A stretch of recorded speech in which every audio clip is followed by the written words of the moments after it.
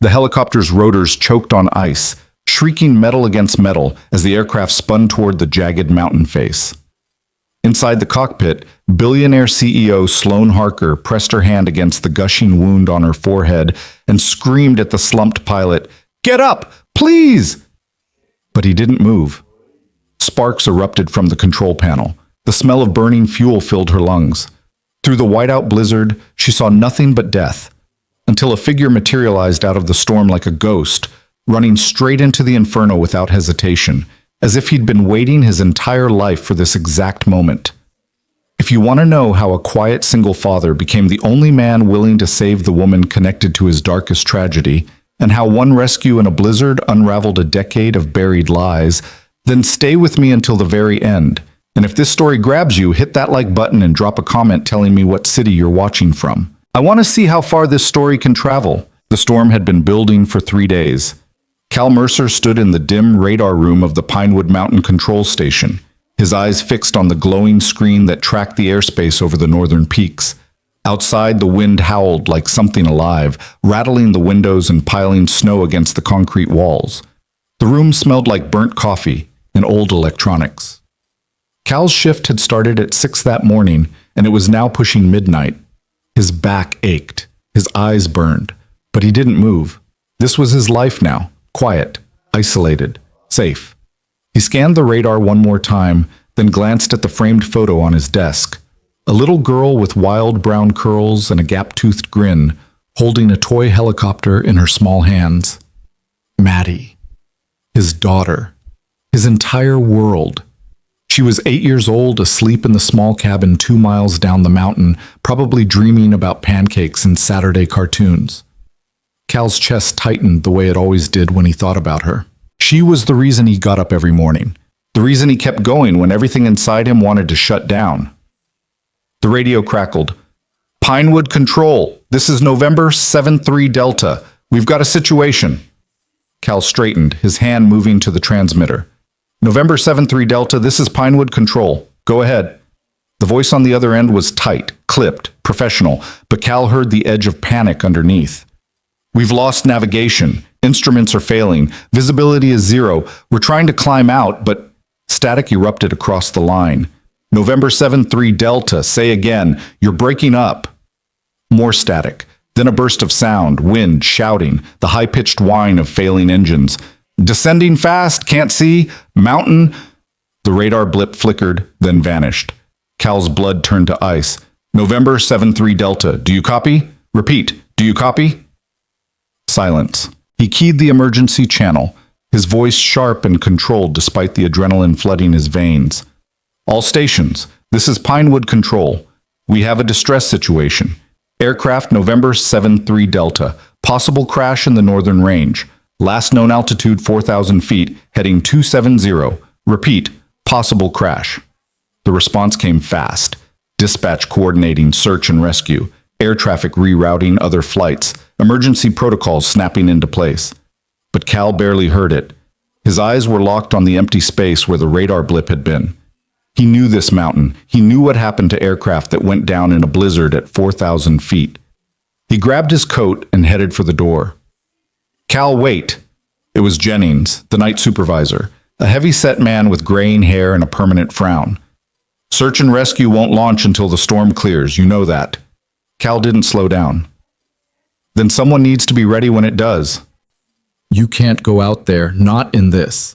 Cal stopped, his hand on the door handle, and turned to face Jennings.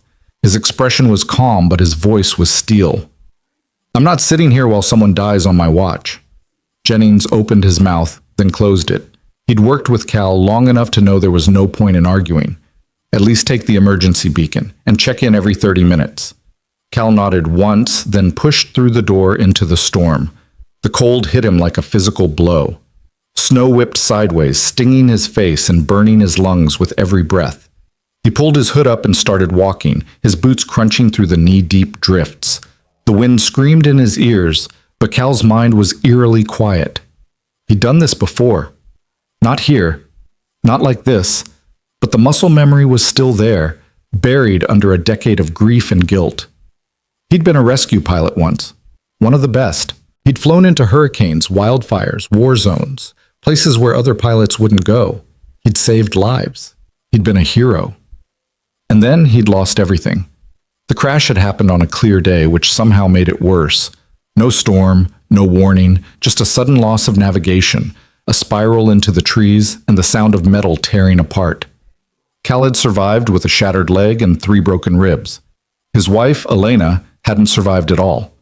The investigation had been quick. Equipment failure, a defect in the navigation system. No one's fault. The company had settled quietly, paid out a modest sum, and moved on. Cal had taken the money, bought the cabin, and buried himself in the mountains with Maddie. He'd stopped flying, stopped trusting the sky, stopped trusting himself, but he hadn't stopped knowing how to find people in the wreckage. He moved through the storm with the methodical precision of someone who'd trained for exactly this. He listened for the sound of engines, watched for the glow of fire, scanned the tree line for broken branches or displaced snow. The blizzard tried to erase everything, but Cal had learned long ago how to read the mountain's secrets. 20 minutes in, he saw the smoke. It was faint, almost invisible against the swirling white, but it was there. A thin gray column rising from a cluster of pines about a quarter-mile east. Cal adjusted his course and pushed harder, his legs burning as he waded through the drifts. The wind tried to shove him back, but he leaned into it, his focus narrowing to a single point. The wreckage came into view like something out of a nightmare. The helicopter had come down hard, carving a deep gouge through the trees before slamming into a rocky outcrop. The tail section was crumpled, the rotors sheared off and scattered across the snow. The cockpit was on fire, flames licking up through the shattered windshield and melting the ice around it. The whole thing looked like it could explode at any second. Cal didn't hesitate.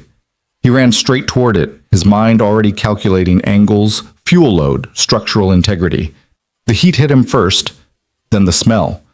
Burning fuel, scorched metal, something worse underneath. He reached the cockpit and looked inside. 2 people. The pilot slumped forward, unconscious or dead. And in the passenger seat, a woman with dark hair and a bleeding head wound, her eyes wide and glassy with shock. She saw him and screamed, "The fuel tank! It's going to blow!" Cal ignored her. He grabbed the door handle, hot enough to burn through his glove, and wrenched it open. The woman shrank back, her breath coming in short, panicked gasps. "I'm getting you out," Cal said, his voice calm and absolute. "Don't fight me." "The pilot. I'll get him next. You first." He reached in, unclipped her harness, and pulled her out of the seat. She was lighter than he expected, her body limp with shock and pain. He slung her over his shoulder and turned away from the wreckage, moving as fast as he could through the snow. Behind him, the fire roared louder, the heat intensifying. He made it 20 feet before the explosion ripped through the night. The blast threw him forward, and he twisted in midair to shield the woman with his body. They hit the snow hard, and Cal felt something crack in his ribs. Pain exploded through his chest, but he didn't let go. He rolled to his feet, still holding her, and kept moving until they were far enough from the flames to breathe. He set her down gently, checking her pulse, her pupils, the wound on her forehead. She was conscious, barely, her eyes unfocused, and her lips moving soundlessly. "Stay with me," Cal said. "What's your name?" She blinked, trying to focus on his face. "Sloan." "Sloan, listen to me. You're going to be okay. I need to go back for the pilot." Her hand shot out, grabbing his arm with surprising strength. "He's dead. I checked. Before the crash. He's gone." Cal looked back at the wreckage, now fully engulfed in flames. If the pilot was dead before impact, there was nothing he could do. And staying here meant they'd both freeze. "Can you walk?" Sloan tried to stand, then collapsed. I can't feel my legs." Cal didn't waste time. He lifted her again, this time cradling her against his chest, and started the long trek back through the storm. The wind had gotten worse, the visibility down to almost nothing. He navigated by memory, by instinct, by the faint glow of the control station lights in the distance. It took 40 minutes to reach the cabin. By the time he kicked the door open, his arms were numb and his lungs were on fire. He carried Sloan inside, laid her on the couch, and immediately started stripping off her wet clothes. She didn't protest. She was shivering violently, her skin pale and waxy, her eyes half closed. Cal worked fast. He wrapped her in blankets, built up the fire, heated water on the stove. He cleaned the wound on her forehead, deep but not life-threatening, and bandaged it with steady hands. Then he made her drink hot broth, forcing it down even when she turned her head away. "Stay awake," he said. "You've got a concussion. You need to stay awake." Sloane's eyes fluttered open. "Who are you?" "Cal Mercer." "Why did you come into the storm?" Cal didn't answer right away. He stared into the fire, his jaw tight, his hands still shaking from the adrenaline crash. "Because no one else would." "That's insane." "Maybe." Sloane studied him through the haze of pain and exhaustion. "You're not just some radar guy, are you?" Cal's expression hardened. "I used to be a pilot. Rescue operations. That was a long time ago." "Why did you stop?" "Because people die when I fly." The words came out flat, final, and Sloane didn't push. She closed her eyes again, her breathing evening out. Cal watched her for a long moment, then stood and walked to the window. The storm was still raging outside, but inside the cabin, it was warm, safe, quiet. Maddie's bedroom door creaked open, and a small voice called out, "Dad?" Cal turned to see his daughter standing in the hallway, clutching her stuffed rabbit and rubbing her eyes. "Hey, Mads, did I wake you?" Maddie looked past him to the woman on the couch. "Who's that?" "Someone who needed help." "Is she okay?" "She will be." Maddie patted over and leaned against Cal's leg, staring at Sloane with wide, curious eyes. "Is she staying?" "Just for the night, until the storm clears." "Okay." Maddie yawned. "Can we have pancakes tomorrow?" Cal smiled, the tension in his chest easing just a little. "Yeah, kiddo, pancakes." Maddie nodded, satisfied, and shuffled back to her room. Cal listened until he heard the door close, then returned to the couch. Sloane was asleep now, her breathing steady. He sat down in the armchair across from her and let his head fall back against the cushion.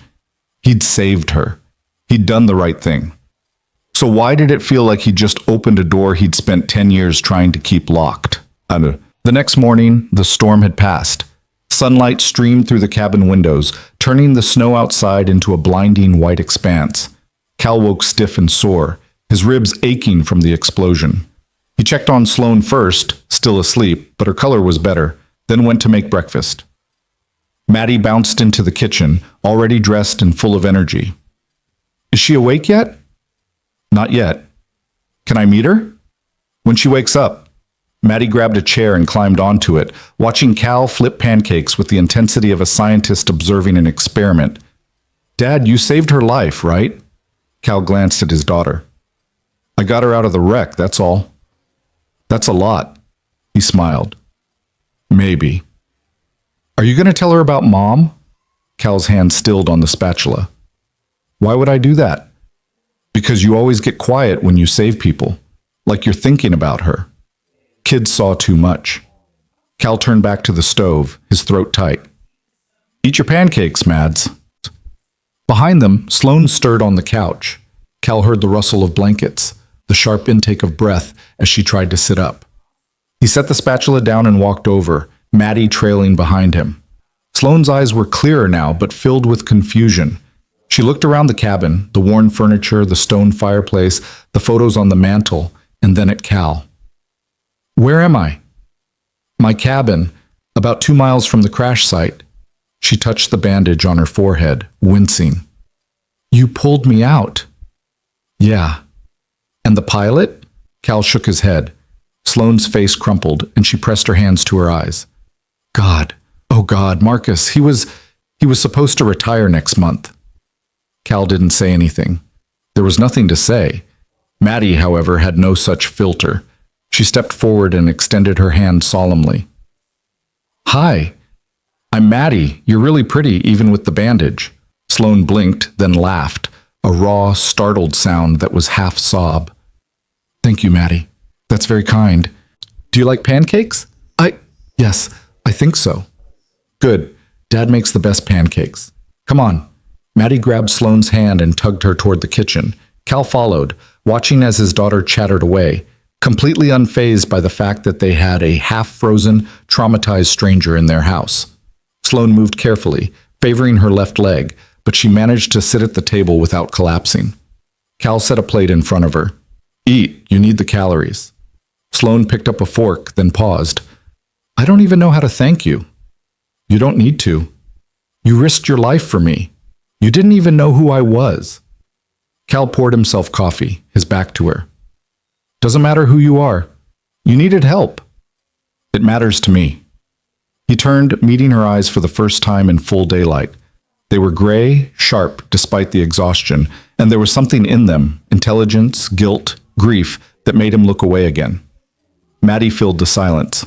Dad used to be a pilot, a really good one, but he doesn't fly anymore because Mads.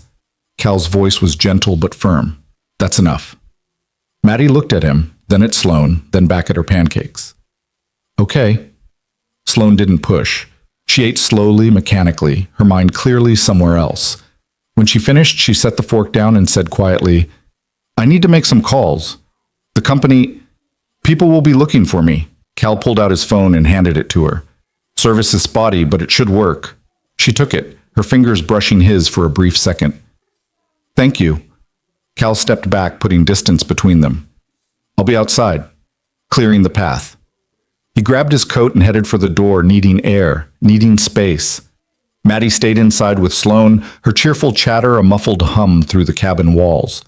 Outside, the world was blindingly bright. Cal shoveled snow with more force than necessary, his mind racing. He'd seen the helicopter's tail number before the explosion. November 73 Delta. He'd logged it in the radar system, tagged it as a private executive flight, but he hadn't connected it to anything else. Until now. Because now, in the clear light of morning, he remembered where he'd seen that registration before. It belonged to Harker Aviation, the same company that built the helicopter that killed his wife.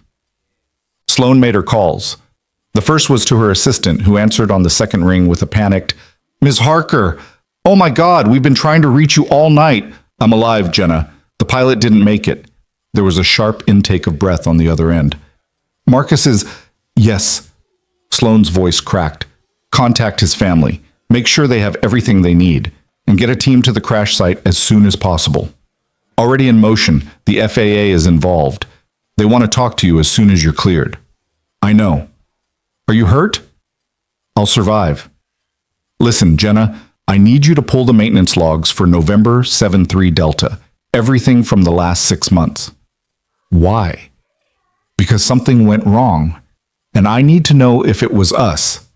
There was a pause. Miss Harker, the legal team is going to advise you not to I don't care what they advise. I want those logs on my desk the second I'm back in the city. Understood. Sloane ended the call and sat in silence, staring at the phone in her hands. She was the CEO of Harker Aviation, a company her father had built from nothing and turned into one of the most respected names in the industry. She'd inherited it 5 years ago when he died, and she'd spent every day since trying to prove she was worthy of the legacy. But if the crash was their fault, if something they'd built, something they'd certified as safe, had failed, then everything she'd worked for meant nothing.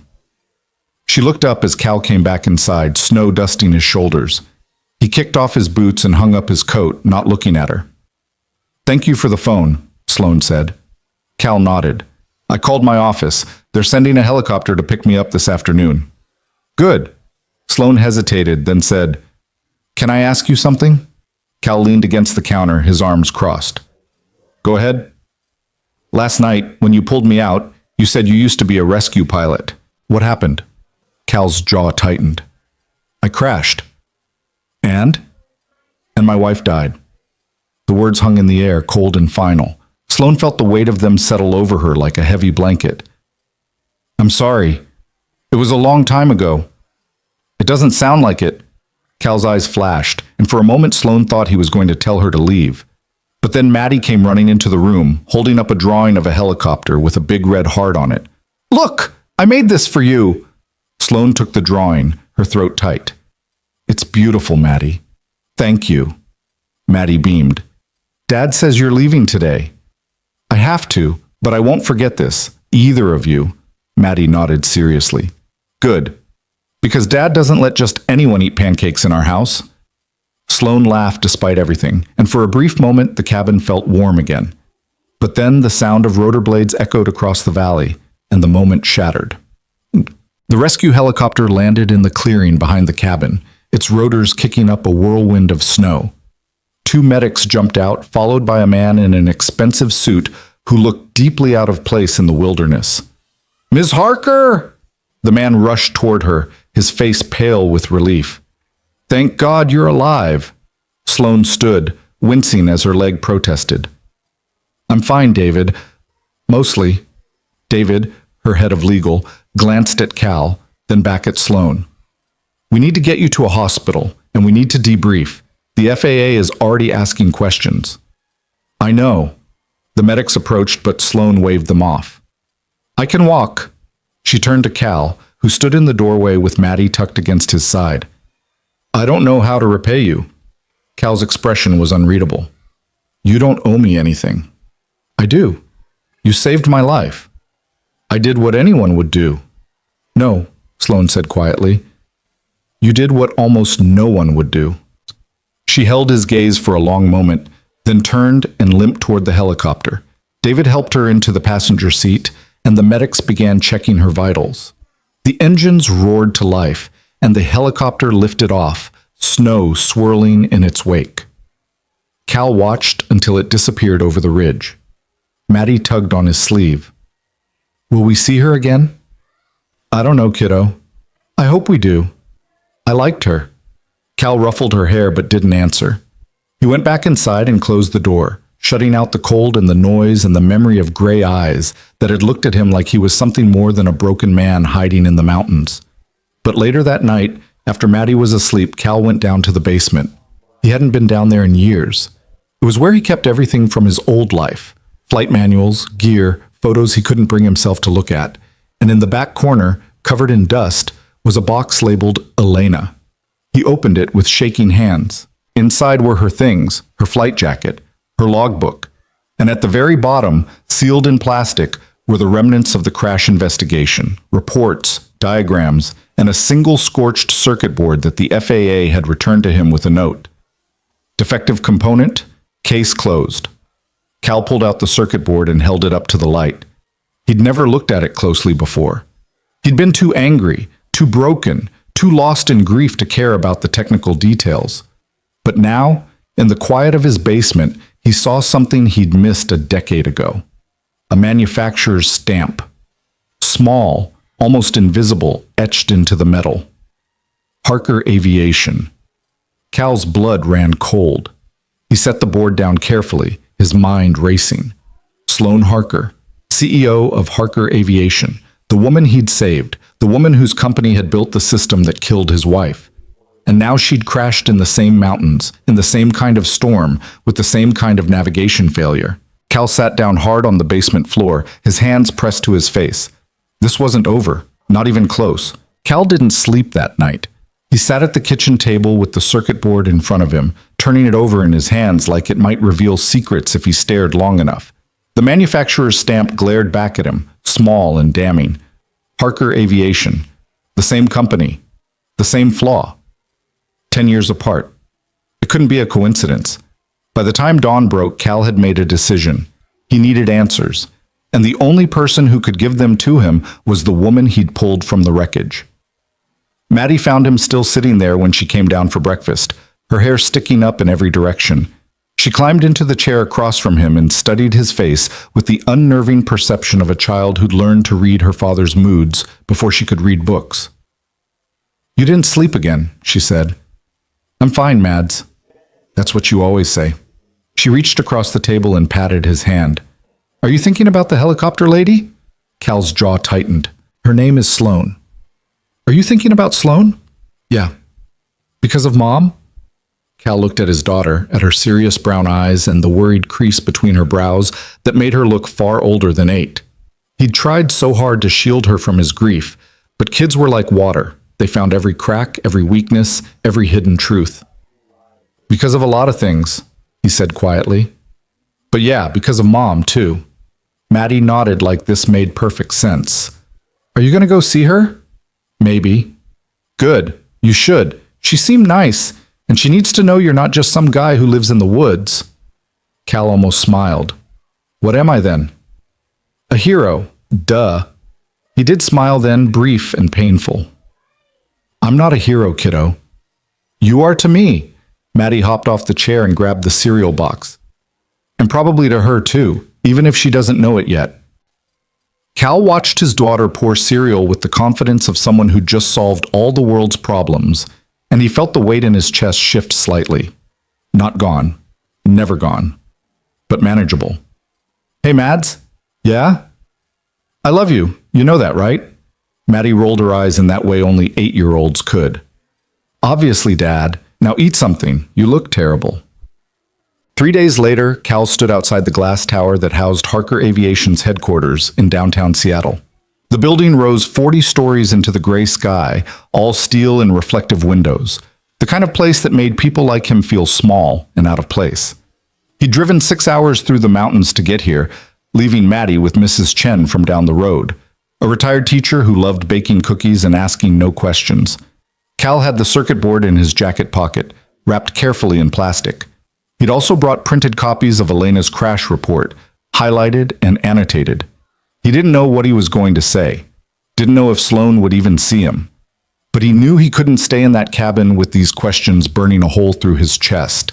The lobby was massive, filled with sleek furniture and giant photographs of helicopters in flight. A receptionist sat behind a curved marble desk, looking like she'd been hired specifically to intimidate visitors. Cal approached, his boots squeaking on the polished floor. I'm here to see Sloan Harker. The receptionist barely glanced up. Do you have an appointment? No. Then I'm afraid Ms. Harker isn't available. Tell her Cal Mercer is here. She'll know who I am. The receptionist's fingers paused on her keyboard. She looked at him properly for the first time, her expression shifting from dismissive to uncertain. Please wait here. She picked up the phone and turned away, speaking in a low voice. Cal stood in the middle of the lobby, feeling every set of eyes in the room tracking him. He looked like exactly what he was, a man from the mountains who didn't belong in places like this. The receptionist hung up and turned back to him, her professional mask firmly in place. Ms. Harker will see you, 38th floor. Someone will escort you. A security guard appeared and led Cal to the elevators. They rode in silence, Cal watching the numbers climb, his heart beating harder with each passing floor. When the doors opened, he stepped into a space that was all glass and clean lines, with a view of the city that made him feel like he was standing on the edge of the world. Another assistant, this one younger, sharper, more nervous, met him at the elevator. Mr. Mercer, right this way. She led him down a hallway lined with awards and framed magazine covers. Cal caught glimpses of Sloan in several of them, standing in front of helicopters, shaking hands with politicians, looking composed and confident in a way that felt alien compared to the terrified woman he'd carried through the snow. The assistant stopped at a set of double doors. Ms. Harker is finishing a call. She'll be with you in just a moment. Cal nodded, and the assistant disappeared, leaving him alone in the hallway. He took a breath, then pushed the doors open. The office was enormous. Floor-to-ceiling windows overlooked the city, and the furniture was minimal but expensive. A desk that looked like it cost more than Cal's truck, leather chairs, abstract art on the walls. And standing by the window with her back to him was Sloan. She turned when she heard the door, and for a moment, neither of them spoke. She looked different. The bandage was gone, replaced by a thin line of stitches near her hairline. She wore a dark suit, her hair pulled back, her expression guarded, professional, untouchable. But when their eyes met, something in her face softened. Cal, she said quietly, I wasn't sure you'd come. You knew I would. I hoped. She gestured to the chairs. Please, sit. Cal stayed standing. This isn't a social visit. Sloane's expression shifted, caution replacing warmth. What is it then? Cal pulled the circuit board from his pocket and set it on her desk. This. Sloane stared at it, her face going pale. Where did you get that? From my wife's crash, 10 years ago. The silence that followed was sharp enough to cut.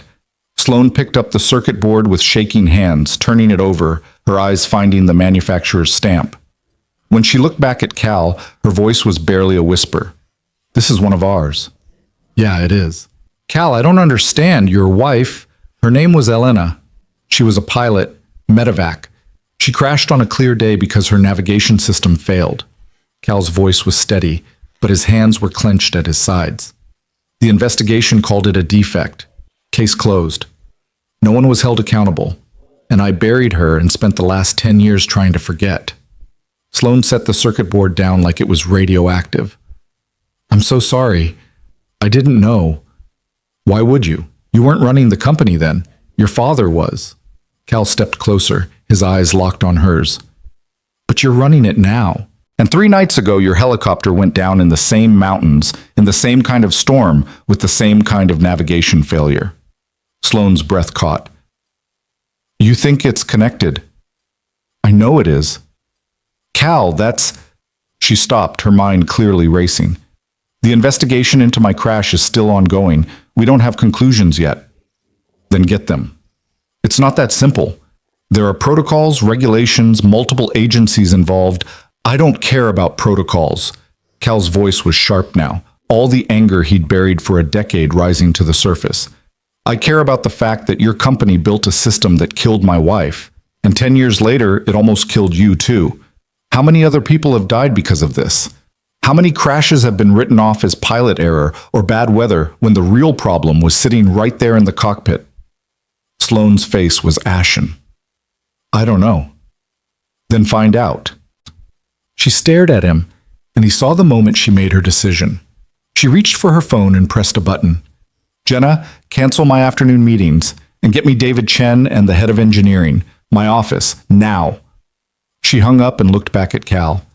If what you're saying is true, if there's a systemic problem with our navigation systems, then we need to know, and we need to fix it. And if there's a cover-up, Sloane's eyes flashed, then I'll burn it down myself. 20 minutes later, Cal sat in a conference room that felt like a war room. Sloane was at the head of the table, flanked by David Chen, the lawyer Cal had seen at the cabin, and a thin, nervous man introduced as Dr. Marcus Webb, head of engineering. 2 other people sat further down the table, taking notes and avoiding eye contact. Sloane had laid out the circuit board in the center of the table like evidence at a trial. Dr. Webb, I need you to tell me everything about this component. Webb picked it up, examined it, and his face went tight. This is from our Gen 2 navigation module. We phased these out 8 years ago. Why? Because we moved to a more advanced system. The Gen 2 was reliable, but the Gen 3 offered better integration with... That's not what I asked. Sloane's voice was ice. I asked why we phased them out. Was there a problem? Webb hesitated. There were some reports of intermittent signal loss in extreme weather conditions. Nothing consistent. We addressed it in the Gen 3 design. Cal leaned forward. Define some reports. Webb glanced at Sloane, who nodded. He pulled out a tablet and scrolled through files. 17 documented incidents over a 6-year period. Most were minor. A few required emergency landings. No fatalities. Except there were fatalities. Cal's voice was deadly calm. My wife. And probably others that got buried in the paperwork. Webb's face went red. I wasn't with the company then. I can't speak to... Then find someone who can. Sloane's tone left no room for argument.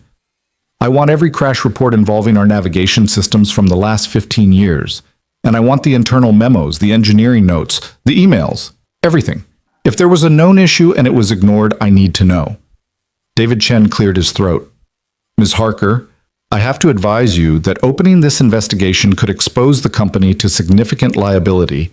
I don't care. The board will care. The shareholders will care. If we find evidence of negligence, then we find it. Sloane's eyes were blazing now. And we take responsibility. That's what my father would have done. Chen looked like he wanted to argue, but he nodded instead. I'll get the legal team started on document collection.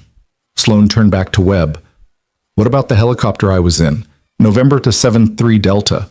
What system was it running? Webb's fingers flew across his tablet. Gen 4, our most current model. It's been in service for 2 years with 0 reported issues. Until now. Yes, until now. Sloane stood pacing to the window.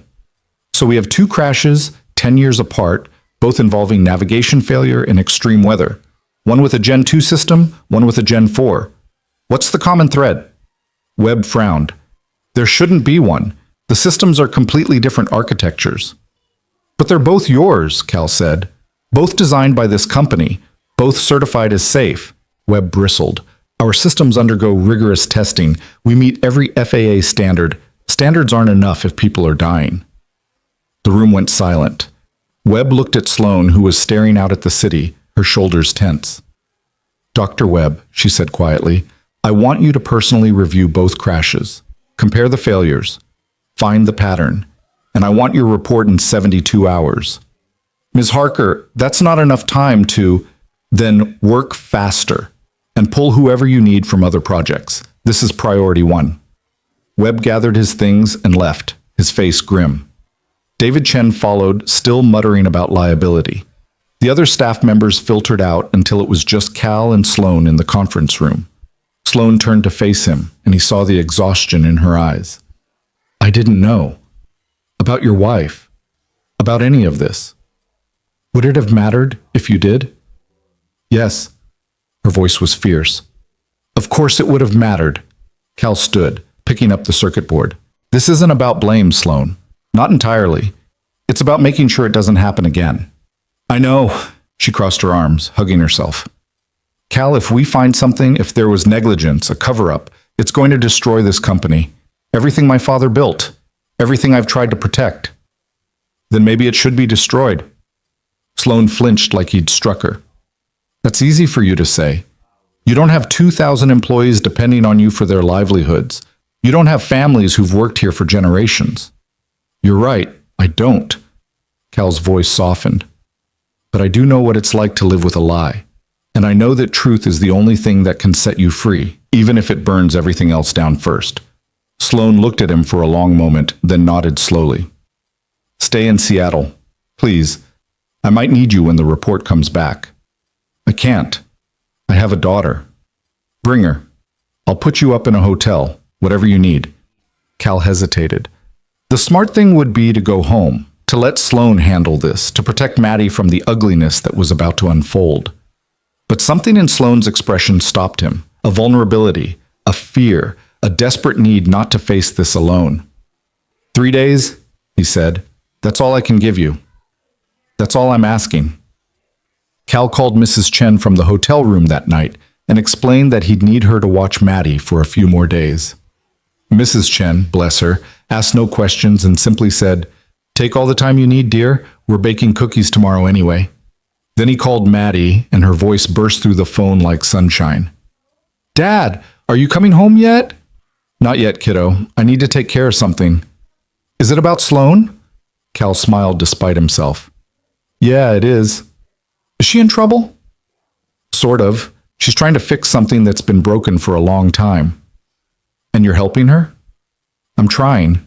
Maddie was quiet for a moment. That's good, Dad. Mom would want you to help. Cal's throat tightened. Yeah, she would. Be safe, okay? And come home soon. Mrs. Chen's cookies are good, but they're not pancakes. I'll be home soon, I promise. He hung up and sat on the edge of the hotel bed, staring at the city lights outside the window.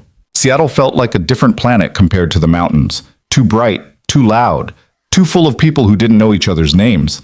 But somewhere out there, Sloan was digging through a decade of buried secrets, and Cal had to believe it would lead somewhere. It had to. The next morning, Sloan called him. We need to talk. Not at the office. Can you meet me? She gave him an address in a quiet neighborhood on the edge of the city, a small park with a view of the water. Cal found her sitting on a bench, dressed in jeans and a sweater, looking more human than he'd seen her since the crash. She had a coffee in each hand and offered him one as he sat down. Couldn't sleep? He asked. Haven't slept properly in 3 days. She took a sip of her coffee, her eyes on the horizon. Dr. Webb sent me a preliminary report last night. Cal, it's worse than we thought. Cal's chest tightened. How much worse? There's a pattern, not just in the Gen 2 and Gen 4 systems, in the Gen 3 too. All three generations share a base code, a foundational algorithm that's been part of our navigation architecture since the beginning. And that code has a flaw. What kind of flaw?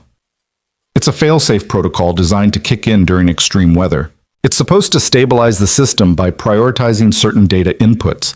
But in rare conditions, severe electromagnetic interference combined with rapid altitude changes, the protocol inverts. Instead of stabilizing, it amplifies the interference. The system essentially blinds itself. Cal felt the blood drain from his face. How rare? Rare enough that it went undetected for years, but not rare enough to be irrelevant. Webb estimates it could have contributed to at least 24 crashes over the past 15 years. 24. Cal's mind reeled. And no one caught this? Sloane's hands were shaking around her coffee cup. They did, or at least someone suspected. Webb found an internal memo from 12 years ago, one of our senior engineers flagging the algorithm for review, but the memo was never acted on. It disappeared into the bureaucracy. Or it was buried. I don't know. Maybe. Probably. Sloane's voice cracked. My father was CEO then. If he knew about this, if he made the call to ignore it, then he killed my wife, Cal said flatly. Sloane turned to him, tears streaming down her face. I'm so sorry. God, Cal, I'm so sorry. Cal wanted to be angry. He wanted to rage, to blame, to let all the grief and fury he'd been carrying for 10 years explode. But looking at Sloane, at this woman who'd inherited a legacy built on lies, who was choosing to tear it apart rather than hide behind it, he found he couldn't. It's not your fault, he said quietly. It's my company, my responsibility. You didn't know. I should have. I should have been asking these questions years ago. Cal set his coffee down and turned to face her fully. Sloane, listen to me. You can't change the past. None of us can. But you can make sure this never happens again. That's what matters now. Sloane wiped her eyes, her jaw setting with determination. I'm grounding the fleet, every helicopter with our navigation systems, all three generations, until we can push a software patch and verify it's safe. How many aircraft is that? Nearly 800 in commercial operation, another 200 private and government contracts. It's going to cost millions, maybe more, and the board is going to fight me. Let them. I could lose the company. Then lose it. Cal's voice was fierce. But don't lose yourself. Don't become the kind of person who values money over lives. Sloane met his eyes, and something passed between them, an understanding, a shared grief, a fragile trust built in the space between disaster and redemption. I need you to testify. When the FAA investigation comes, when the lawsuits start, I need you to tell Elena's story. Cal's stomach churned. I don't know if I can. You can, because you're the only one who can make people understand what this really cost. He thought of Elena, of Maddie, of all the families who'd lost someone because of a flaw that should have been fixed years ago. Okay, I'll do it. Sloane reached out and took his hand, squeezing it gently. Thank you. They sat in silence for a while, watching the water. Two people who'd been broken by the same tragedy now standing together in the wreckage, trying to build something better from the pieces. And for the first time in 10 years, Cal felt like maybe, just maybe, there was a way forward. The announcement went out the next day. Sloane held a press conference, standing in front of a wall of cameras, and did something almost no CEO ever did. She told the truth. She explained the flaw. She took responsibility. She announced the fleet grounding, the software fix, the independent safety review. And then she did something that made headlines around the world. She apologized. To every family who lost someone because of our failure. To every pilot who trusted our systems. To every person who believed we put safety first. I'm sorry, we let you down, and we're going to spend however long it takes to make this right. Cal watched from the back of the room, Maddie beside him. She'd insisted on coming, on seeing this through, and Cal hadn't had the heart to say no. Maddie squeezed his hand as Sloane spoke, and he squeezed back. The reporters erupted with questions. The stock price plummeted. The board called an emergency meeting. But Sloane stood her ground, answering every question with brutal honesty, refusing to hide behind lawyers or corporate speak. Afterward, in the quiet of her office, she collapsed into her chair and looked at Cal with exhausted eyes. "That's it then. I just destroyed everything my father built." "No," Cal said. "You saved it. You saved what it should have been all along." Maddie nodded seriously. "My dad's right. You're really brave." Sloane smiled through her tears. "Thank you, Maddie. That means more than you know." But the moment of peace didn't last long. Because that night, as Cal was putting Maddie to bed in their hotel room, his phone rang. It was Sloane, and her voice was tight with panic. "Cal, we have a problem. Another distress call just came in. A test pilot went down in the same mountain range where you found me, same storm conditions, same navigation failure, and no one will fly in to get him."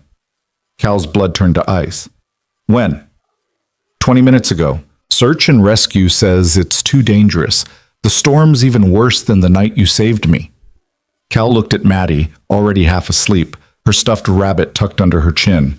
He thought of Elena, of all the people he couldn't save, of the man out there right now, bleeding in the snow, waiting for help that might never come.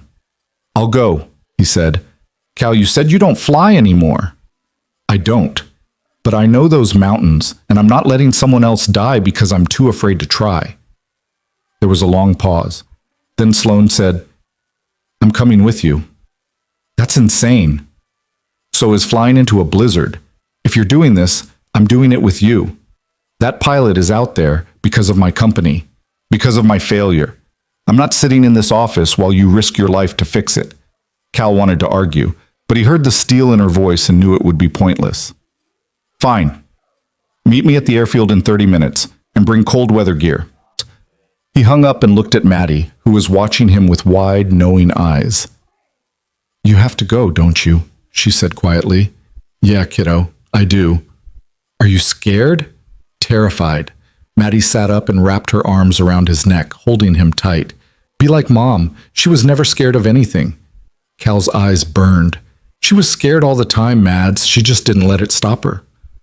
"Then don't let it stop you either." Cal held his daughter close, breathing in the smell of her shampoo and the warmth of her small body, storing it up like armor against what was coming.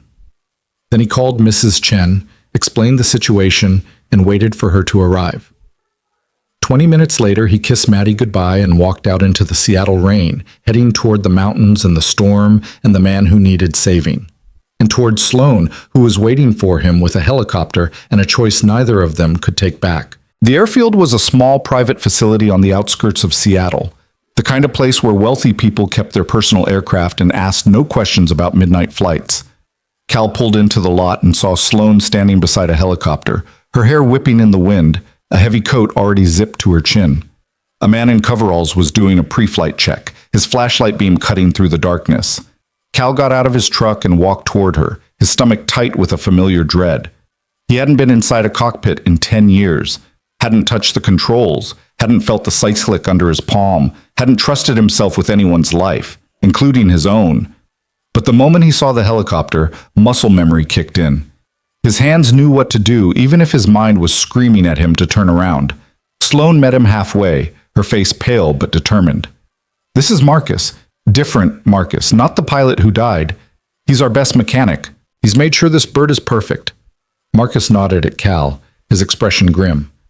"She's got a full tank, emergency supplies in the back, and I've triple-checked every system. But I'm not going to lie to you. Flying into that storm is suicide."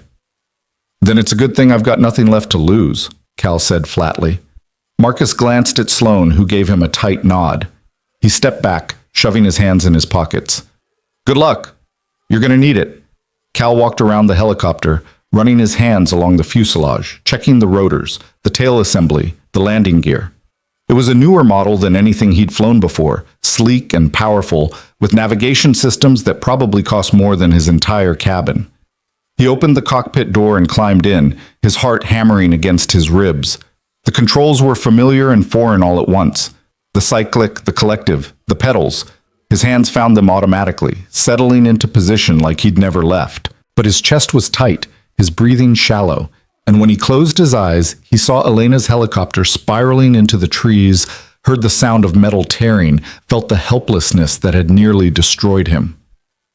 Cal! He opened his eyes. Sloane was standing beside the cockpit, her hand on the door frame. If you can't do this, tell me now. I'll find another way.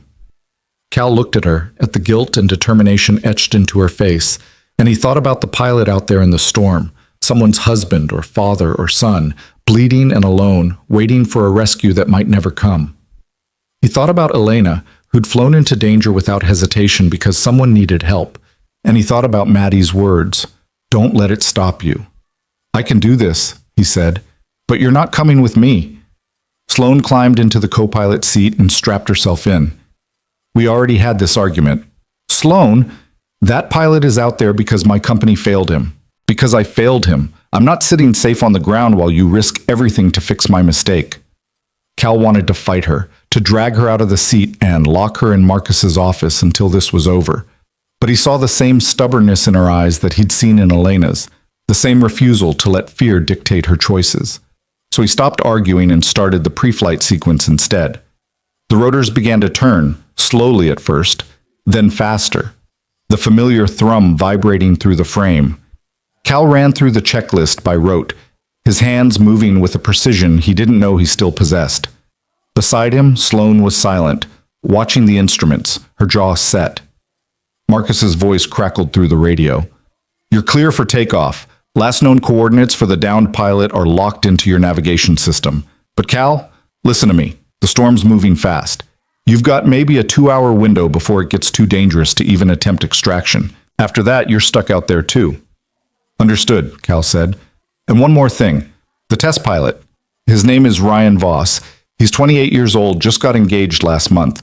His fiancée is on her way to the hospital right now, waiting for news." Cal's hands tightened on the controls. 28, the same age Elena had been. "We'll bring him home. I know you will. Good luck." Cal pulled up on the collective and the helicopter lifted off the ground. The moment they were airborne, something inside him shifted. The fear didn't disappear, but it receded, pushed back by a decade of training and instinct. He'd been born to fly. Even after everything, he still knew how to do this. They climbed into the night sky, leaving the lights of Seattle behind. Below them, the terrain shifted from city to forest to mountains, the peaks rising like jagged teeth against the darkness.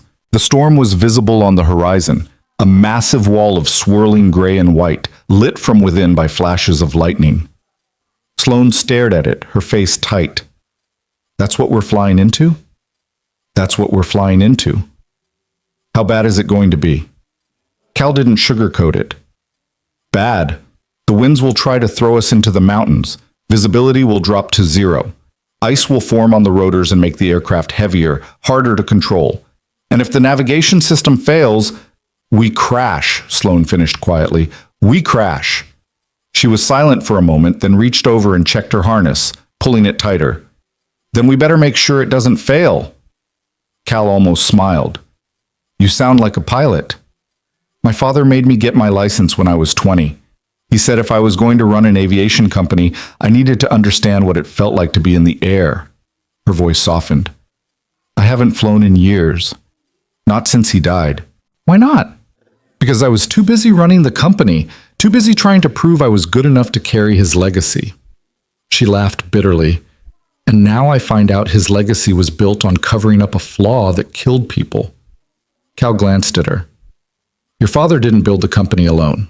There were engineers, executives, board members. They all made choices. They all share the blame. But he was in charge. He set the tone. And if he chose profits over safety, if he chose to bury that memo instead of acting on it, then everything I believed about him is a lie." Cal didn't have an answer for that. He focused on flying instead, adjusting their course as they approached the storm. The first gusts of wind hit the helicopter, rocking it sideways. Sloane gripped the armrest, her knuckles white. "Talk to me about the navigation system," Cal said. "What's it telling us?" Sloane forced herself to look at the instruments, her voice steadying as she focused on the data. "We're on course. Coordinates locked. Distance to target is 32 miles. Weather radar? Heavy precipitation ahead, wind shear warnings, icing conditions above 3,000 feet. Then we stay below 3,000. The storm swallowed them whole. One moment they were flying through clear air, and the next they were inside a wall of wind and snow so thick that Cal couldn't see past the cockpit windows. The helicopter bucked and shuddered, the frame groaning under the strain. Ice began forming on the windshield, spreading in jagged patterns that obscured what little visibility they had left. Cal flew by instruments, his eyes locked on the altimeter, the airspeed indicator, the artificial horizon. Every muscle in his body was tense, his mind calculating angles and adjustments faster than conscious thought. Beside him, Sloane called out readings, her voice tight but controlled.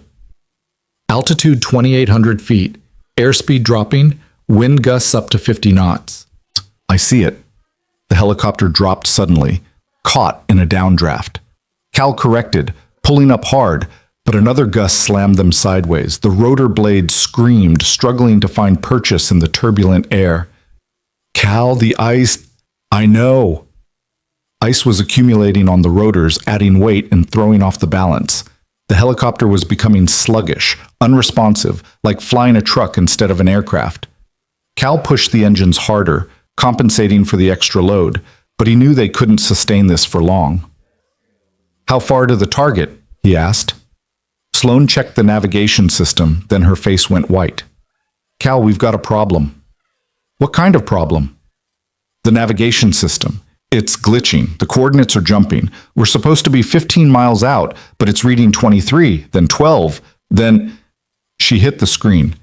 It's not stable. Cal's blood ran cold. The same flaw. The same electromagnetic interference combined with rapid altitude changes. The algorithm was inverting, just like Dr. Webb had described. Can you switch to manual navigation? I don't know the terrain well enough. Do you? Cal did. He'd memorized these mountains after Elena's crash, studying every ridge and valley like a man looking for answers in topography. But flying blind in a storm with faulty instruments was suicide. We're too far in to turn back now, he said. We keep going. You stay on the navigation system even if it's unreliable. Call out anything that looks like a solid reading. I'll navigate by terrain recognition and dead reckoning. Dead reckoning? Cal, that's insane. It's all we've got.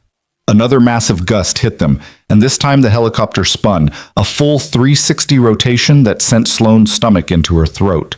Cal fought the controls, his hands moving in precise, desperate motions, bringing them back under control. But the strain was showing. Sweat ran down his face despite the cold, and his breathing was harsh and ragged. Cal, maybe we should turn back. Find another way. There is no other way. That pilot has 2 hours at most. We're already 40 minutes in. Sloane looked at him, at the determination carved into his features, and she understood. This wasn't just about Ryan Voss. This was about every person Cal hadn't been able to save, every life lost to a flaw that should have been fixed, every ghost that haunted him in the dark. This was his chance at redemption. So she stopped arguing and focused on the instruments, calling out every scrap of useful data she could find. Altitude 2,600, airspeed 30 knots, headings drifting, we're off course. Cal adjusted, banking hard to the left. Through a brief break in the snow, he caught a glimpse of a familiar rock formation, a massive granite outcrop shaped like a broken tooth. He knew that landmark. It meant they were close. 5 miles, he said. Maybe less. The navigation system is showing target proximity, but it's flickering. Ignore it. Trust me. Sloane did. She stopped watching the instruments and started watching Cal instead, seeing the focus in his eyes, the way his hands moved with absolute certainty even when everything around them was chaos. This was who he'd been before the crash took it all away. A pilot who flew into impossible situations and brought people home. A hero, whether he believed it or not. The helicopter dropped again, this time so sharply that Sloane's harness cut into her shoulders. Cal brought them level, but the engines were screaming now, pushed beyond their limits. Come on, he muttered. Come on, hold together. And then through the swirling white, Sloane saw it. There, 12 o'clock. Is that? Cal saw it too. A faint orange glow barely visible through the storm. A flare. That's him. He pushed the helicopter toward the light, descending carefully, searching for a place to land. But the terrain was brutal. Steep slopes, scattered boulders, trees bent nearly horizontal by the wind. There was nowhere flat enough, nowhere safe enough. I can't land, Cal said. The ground's too unstable. We'll have to do a hover extraction. In this wind? In this wind. He brought the helicopter to a hover about 15 feet off the ground, fighting to keep it steady while the storm tried to knock them out of the sky. Below, they could see the wreckage of Ryan Voss's helicopter, a twisted mess of metal embedded in a snowbank. And beside it, a figure waving frantically, his face illuminated by the dying flare. I'm going down, Sloane said, unbuckling her harness. What? No. You need to keep us stable. I'm lighter. I can get to him faster.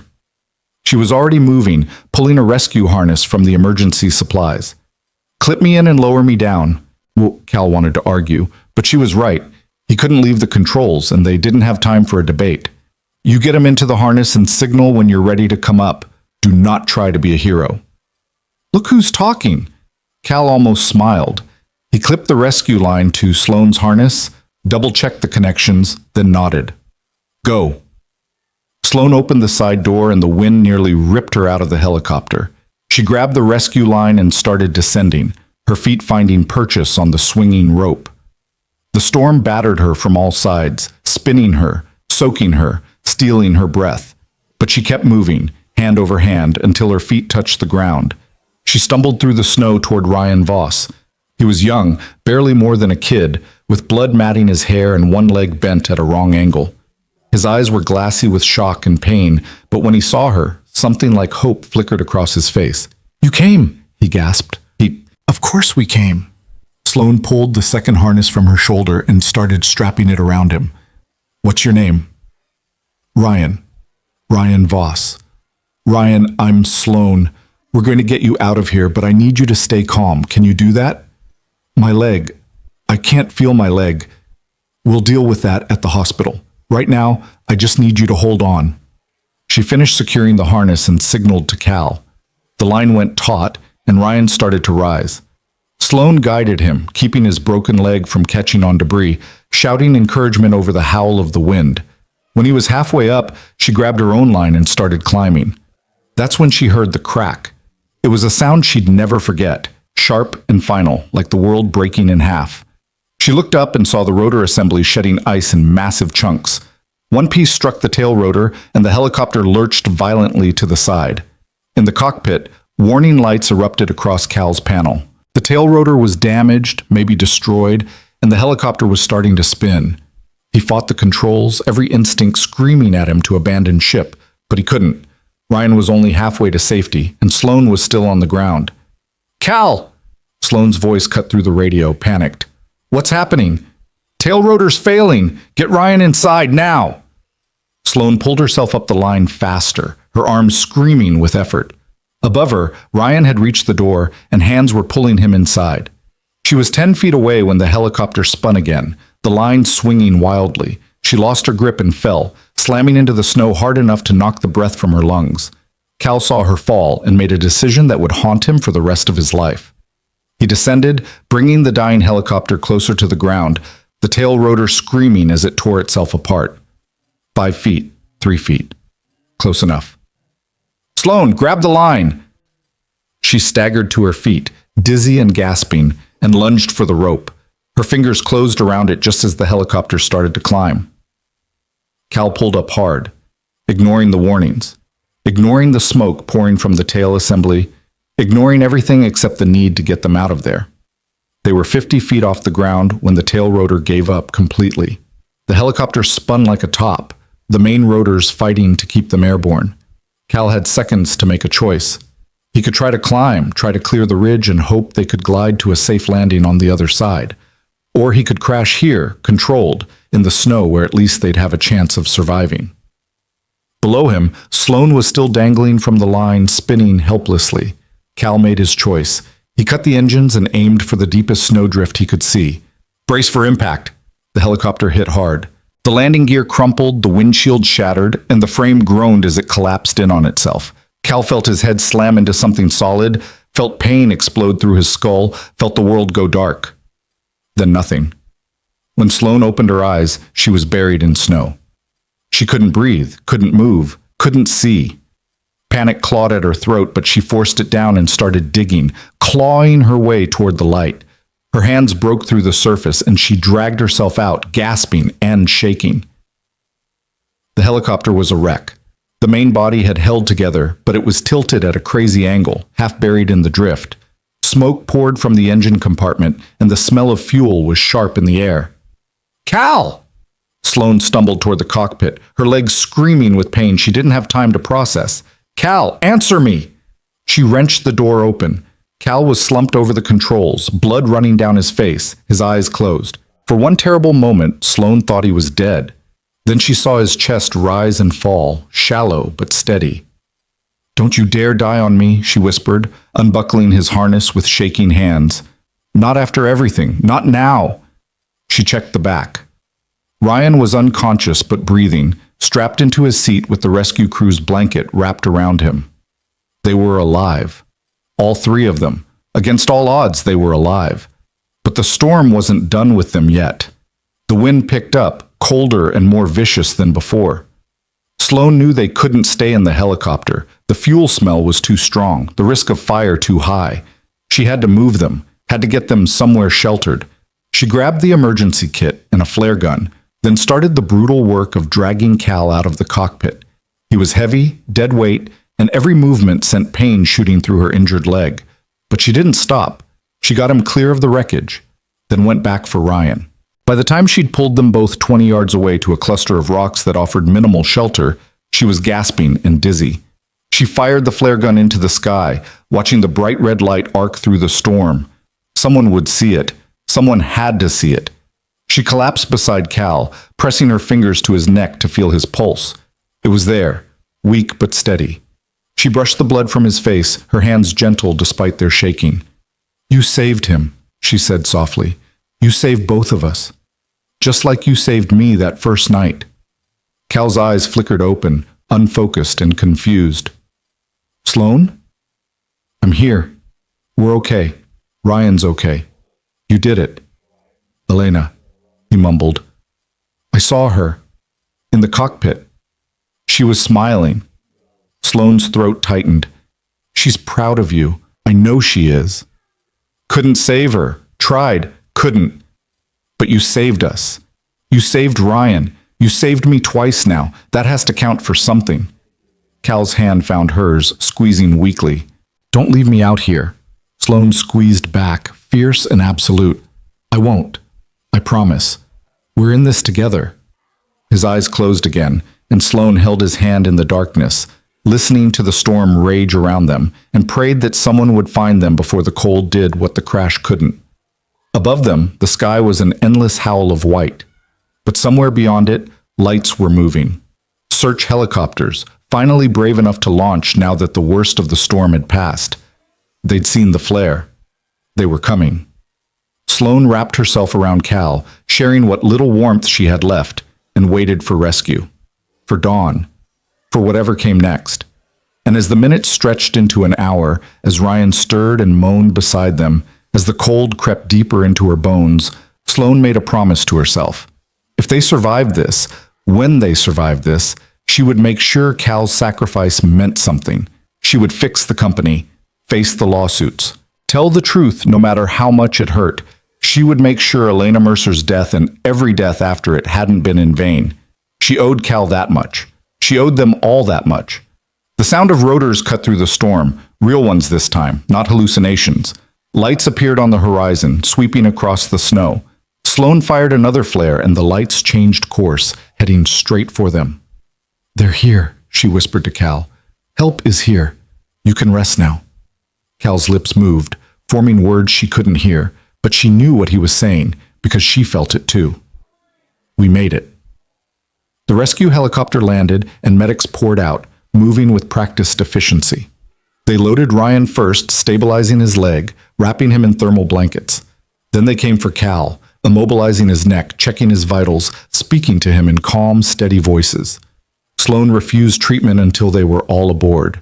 Only when the helicopter lifted off, carrying them away from the wreckage and the storm and the mountain that had tried to kill them, did she finally let herself believe it was over. She sat beside Cal as the medics worked on him, holding his hand, watching his face. He was pale and battered, but he was breathing. He was alive. They all were. And as Seattle's lights appeared in the distance, as the helicopter descended toward the hospital where Maddie and Mrs. Chen and Ryan's fiancé were all waiting, Sloane felt something shift inside her. She'd walked into that storm expecting to die, expecting it to be her penance for the sins of her company, for the failures she'd inherited. But Cal had refused to let her go. He'd crashed his helicopter to save her, given up his chance of escape to make sure she made it out. No one had ever done that for her before. No one had ever chosen her survival over their own. She looked at him now, at this quiet, broken man who'd become a hero twice over, and she understood something fundamental. This wasn't over, not by a long shot. But whatever came next, the investigations, the testimony, the rebuilding, they'd face it together. Because Cal Mercer had saved her life. And Sloane Harker was going to make damn sure it was worth saving. The hospital hallway smelled like antiseptic and fear. Sloane sat in a plastic chair outside the ICU, her leg wrapped in a compression bandage, her body aching in places she didn't know could hurt. She'd refused admission, refused pain medication beyond the bare minimum, refused to leave until she knew Cal was going to make it. The doctors had tried to insist, but one look at her face and they'd back down. Maddie sat beside her, small and silent, her stuffed rabbit clutched so tightly that the fabric was starting to tear. Mrs. Chen had brought her to the hospital the moment the news broke, and the little girl hadn't said a word since seeing her father wheeled past on a gurney, his face pale and still beneath the oxygen mask. Sloane reached over and took Maddie's hand. "He's going to be okay." Maddie's voice was tiny. "You don't know that." "I do. Your dad is the strongest person I've ever met. He survived the crash. He survived the storm. He's going to survive this too." "Mom didn't survive." The words hit Sloane like a punch to the chest. She turned to look at Maddie, at this 8-year-old girl who'd already lost one parent and was now terrified of losing the other, and she felt her heart crack open. "You're right. Your mom didn't survive, and that's the worst thing that ever happened, to you and to your dad. But Maddie, listen to me. Your dad fought so hard to come back to you. He flew into that storm because he couldn't stand the thought of someone else's family feeling the way you felt when your mom died. He's a hero, and heroes don't give up." "He says he's not a hero." "He's wrong." Maddie looked at her with eyes far too old for her face. "Are you going to leave when he gets better, like everyone else does?" Sloane's throat tightened. "What do you mean?" "People are nice to us for a while. They bring casseroles and say they're sorry about Mom, but then they go away. Dad says it's okay, that people have their own lives. But I think he's lonely. I think he misses having someone who stays." Sloane didn't know what to say to that. She barely knew this child, barely knew Cal beyond the intensity of 2 life-or-death situations. But something had shifted between them in that storm, something deep and fundamental that couldn't be explained away as gratitude or trauma bonding. Cal had risked everything to save her, and she'd stayed by his side when the helicopter went down. They'd chosen each other in the moments that mattered most. "I'm not going anywhere," Sloane said quietly. "Not until your dad tells me to leave. And maybe not even then." Maddie studied her face, searching for the truth beneath the words. Whatever she saw there must have satisfied her because she nodded and leaned against Sloane's shoulder. They sat like that, waiting, as the minutes stretched into hours. Ryan Voss's fiancée had come and gone, crying with relief when the doctors confirmed he'd survive. His leg would need surgery, months of physical therapy, but he'd walk again. He'd fly again if he wanted to. He had a future because Cal had refused to let him die alone on that mountain, but Cal himself remained in surgery. Skull fracture, the doctors had said. Swelling on the brain, 3 broken ribs, internal bruising, possible damage to his spine. They were doing everything they could, but the next 24 hours would be critical. Sloane had called Jenna from the hospital, her voice hoarse and raw. "Cancel everything. Board meetings, press conferences, all of it. I'm not leaving until I know he's okay." "Ms. Harker, the board is demanding answers. The media is camped outside headquarters. We're hemorrhaging stock value by the hour. I don't care. The FAA wants your statement about the crash. They're saying pilot error might have contributed. It wasn't pilot error." Sloane's voice turned to ice. "Cal Mercer is the best pilot I've ever seen. He kept that helicopter in the air when any other pilot would have crashed in the first 10 minutes. He saved 3 lives, including mine. Again. And if anyone tries to blame him for this, I will personally destroy them. Are we clear? There was a pause. Crystal clear, Ms. Harker. Good. Now get me Dr. Webb. I want the navigation system from that helicopter recovered and analyzed. I want to know exactly what failed and when. And I want it on record that we're taking full responsibility for the equipment malfunction. That's going to open us up to massive liability. Then we deal with it. Do what I'm asking, Jenna. Sloane had hung up and returned to Maddie's side, her hands shaking with exhaustion and adrenaline crash. She'd meant every word. If the company had to burn to clear Cal's name, to honor Elena's memory, to make sure this never happened again, then so be it. A doctor emerged from the surgical wing, still in her scrubs, her face tired but cautiously optimistic. Sloane stood immediately, Maddie scrambling up beside her. How is he? Sloane asked. Stable. The surgery went well. We've relieved the pressure on his brain and the scans look better than we'd hoped, but he's not out of the woods yet. The next 48 hours are critical for monitoring brain function and watching for complications. Can we see him? The doctor hesitated. He's unconscious. He probably will be for at least another 12 hours, maybe longer. But yes, you can see him. Family only, though. I'm his daughter, Maddie said immediately. The doctor's expression softened. Of course, sweetheart. Come with me. She led them through a maze of corridors to a private room where Cal lay motionless in the bed, his head wrapped in bandages, tubes, and wires connecting him to half a dozen machines. He looked smaller somehow, diminished, like the mountain in the storm had taken something essential from him. Maddie climbed into the chair beside the bed and took her father's hand, her small fingers wrapping around his larger ones. Hi, Dad. It's me. I'm here. You have to wake up soon, okay? Because Mrs. Chen said we can't keep staying with her forever, and I don't know how to make pancakes by myself yet. Sloane stood at the foot of the bed, her vision blurring. She'd been in hospitals before, visiting her father during his final illness, checking on injured employees after accidents. But this felt different. This felt personal in a way that terrified her. She'd only known Cal for a week. 1 week. And yet standing here watching him fight for his life felt like losing something irreplaceable. Mrs. Chen appeared in the doorway with coffee and sandwiches that neither Sloane nor Maddie could eat. You should go home, dear, she said gently to Sloane. Get some rest. I'll stay with Maddie. I'm not leaving. Mrs. Chen didn't argue. She settled into another chair and pulled out her knitting, the click of needles a soothing rhythm in the sterile room. The hours blurred together. Nurses came and went, checking vitals, adjusting medications, speaking in low voices about neural responses and cranial pressure. Sloane stayed glued to her chair, watching Cal's chest rise and fall with mechanical precision, willing him to open his eyes. Maddie fell asleep curled up in her chair, her hand still holding her father's. Mrs. Chen draped a blanket over her and whispered to Sloane, That child has been through more than any 8-year-old should. She's stronger than she looks. She's like her father, Sloane said quietly, and her mother. Elena was a force of nature, stubborn, brave, absolutely devoted to her family. Cal was never the same after losing her. Sloane looked at Mrs. Chen. Did you know her well? Well enough. They lived down the road from me before the accident. Elena used to bring Maddie over for cookies while Cal was on duty. She talked about him constantly, how proud she was, how lucky she felt. She knew the risks of being a pilot's wife, but she never let it stop her from supporting his dreams.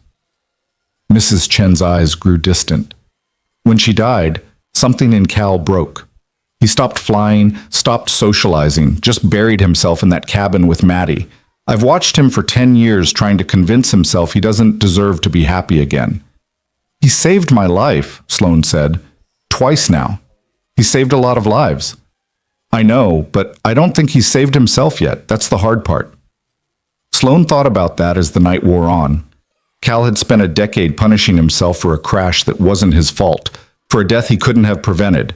He'd isolated himself, convinced he was too broken to be trusted with anyone's safety. But in the moment someone needed him, he'd become exactly who he used to be. The hero who flew into impossible situations and brought people home. The question was whether he could forgive himself enough to stay that person. Dawn was breaking when Cal's hand twitched. Maddie was awake immediately, leaning forward. "Dad, can you hear me?" His eyes moved beneath the lids, rapid and searching. Then, slowly, they opened. He stared at the ceiling for a long moment, confused and disoriented, before his gaze found Maddie's face. "Mads," he rasped, his voice barely audible. Maddie burst into tears. "You're awake. You're okay. I knew you'd wake up." Cal's eyes shifted to Sloane standing at the foot of the bed. "Sloane, Ryan. Ryan's alive. He's going to be fine. You saved him, Cal. You saved all of us." Cal closed his eyes, a single tear sliding down his temple. Crashed. Again. Because the navigation system failed. Not because of you. Never because of you. "Elena, wasn't your fault either." Sloane moved closer, her voice fierce. "Cal, listen to me. We found the flaw. We know what happened to her helicopter and to mine and to Ryan's. It's all connected, and we're going to fix it. But you need to understand something. None of this was your fault. Not 10 years ago, not 3 days ago. You're not the reason people died. You're the reason people lived." Cal looked at her, and she saw the war playing out behind his eyes. The guilt, the grief, the desperate need to believe her warring with a decade of self-blame. "I don't know how to let it go." "Then don't. Not yet. But maybe you can start by accepting that you did everything you could, that you're still doing everything you can, that you're exactly the man Elena believed you were." "How do you know what she believed?" "Because Maddie told me, and because I see it too." The doctor returned, gently shooing them out so she could examine Cal. Sloane and Maddie retreated to the hallway, both of them shaking with relief and exhaustion. "He's going to be okay," Maddie said, wonder in her voice. "He's really going to be okay." Sloane hugged her, this brave little girl who'd stolen her heart without trying. "Yeah, kiddo, he really is." Over the next 3 days, Cal's recovery progressed faster than anyone expected. The swelling in his brain decreased, his cognitive functions remained sharp, and the doctor started talking about discharge instead of complications. Sloane visited every day, sometimes with Maddie, sometimes alone, sitting beside his bed and talking about everything and nothing. She told him about the investigation. Dr. Webb had recovered the black box from the crashed helicopter and confirmed what they'd suspected. The navigation algorithm had inverted during the storm, feeding Cal false data and contributing to the tail rotor failure. The FAA was launching a full review of Harker Aviation's systems, and preliminary reports suggested the flaw had been present in all 3 generations of their navigation equipment. "We're facing lawsuits," Sloane said, sitting in the chair beside Cal's bed while rain streaked the windows. "Families of pilots who died. Insurance companies, regulatory penalties. The lawyers say we could be looking at bankruptcy if we're not careful." Cal, who was sitting up now and eating real food, watched her carefully. "Are you scared?" "Terrified, but also relieved. At least the truth is out now. At least we can start making it right. My father made mistakes, big ones, mistakes that cost lives." Sloane's voice was steady, but Cal heard the pain underneath. "I've been going through his personal files. There are emails, memos, conversations with the legal team about minimizing liability and managing public perception. He knew about the flaw, Cal. Maybe not the full extent, but he knew something was wrong and he chose to protect the company instead of fixing it." "I'm sorry." "Don't be. I needed to know. I needed to understand what I was really inheriting." She looked at him. "I'm going to testify. In front of Congress, the FAA, whoever wants to hear it. I'm going to tell them everything. And then I'm going to spend however long it takes making sure Harker Aviation becomes the company it should have been from the start." Cal reached out and took her hand. It was the first time he'd initiated physical contact, and the gesture felt monumental. "That's going to be hard." "Harder than flying into a blizzard?" "Different kind of hard. The kind that lasts years instead of hours." "Then I guess I better get used to it." They sat in comfortable silence, hands linked, watching the rain. Maddie had gone to the cafeteria with Mrs. Chen, giving them this moment alone. Cal's thumb traced small circles on Sloane's palm, and she felt something shift between them again, something that went beyond gratitude, or shared trauma. Sloan, Cal said quietly, when I was in that cockpit, when everything was falling apart, I wasn't thinking about Elena. I was thinking about you. Sloan's breath caught. Cal, I'm not saying I'm over her. I'm not sure I'll ever be over her. But for the first time in 10 years, I was flying towards something instead of away from it. I was flying to save you, and that matters. It matters to me too. Sloan squeezed his hand. You've saved my life twice now. I figure that makes you stuck with me. Cal almost smiled. Is that how it works? That's exactly how it works. Life debt. It's very serious. This time he did smile, brief and genuine, and Sloan felt warmth spread through her chest. They were both broken people, scarred by loss and guilt and choices they couldn't take back. But maybe broken people could build something strong together. Maybe they could be each other's second chance. The moment was interrupted by Maddie bursting through the door, hot chocolate in hand and excitement on her face. Dad, guess what? Mrs. Chen says we can adopt a dog when you get better. A real dog, not just pictures on my tablet. Cal shot Sloan a look that said, help me. But Sloan just grinned. A dog sounds perfect, Maddie. Every hero needs a faithful companion. See, Dad? Sloan agrees. We're getting a dog. Cal sighed, but his eyes were warm. We'll talk about it when I'm not recovering from a traumatic brain injury. That's not a no. Maddie climbed onto the bed beside him, careful of his injuries, and launched into an elaborate explanation of all the dogs she'd been researching. Cal listened with the patience of a man who'd had this conversation 100 times, his hand never leaving Sloan's. And Sloan sat there, watching this little family that had somehow become hers, and felt something she hadn't felt in years. Hope. Real, solid, aching hope that maybe the future didn't have to be about penance and responsibility. Maybe it could be about building something new from the wreckage of the past. On Cal's 5th day in the hospital, Sloan brought him something she'd been working on in secret. She waited until visiting hours were ending, until Mrs. Chen had taken Maddie home for dinner, then pulled a folder from her bag and set it on Cal's lap. What's this? He asked. Open it.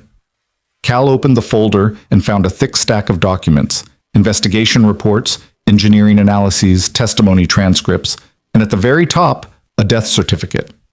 Elena Mercer's death certificate.